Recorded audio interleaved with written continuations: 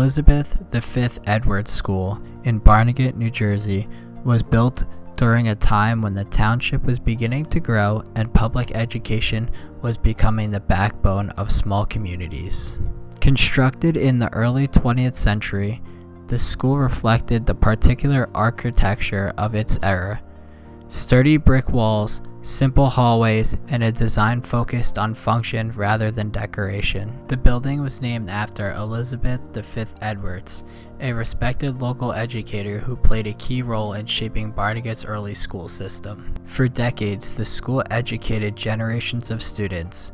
For many residents, this wasn't just a school, it was a place where friendships were formed, lessons were learned, and the town's younger generation spent most of their childhood. As Barnegat continued to expand, newer and larger schools were built to meet the need of a growing population.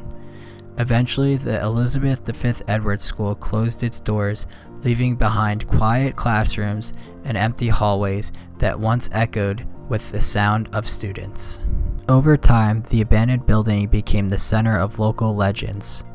Former students and residents began sharing stories of strange noises, unexplained footsteps in the hallway, and lights flickering inside the building long after it had been closed. Some claimed the school was haunted, others believed the sounds were simply the result of an aging structure slowly falling apart. Whatever the truth may have been, the stories only added to the building's mysterious reputation. Today, the Elizabeth V. Edwards School no longer stands. The structure was eventually demolished after many locals considered it an eyesore and a safety hazard.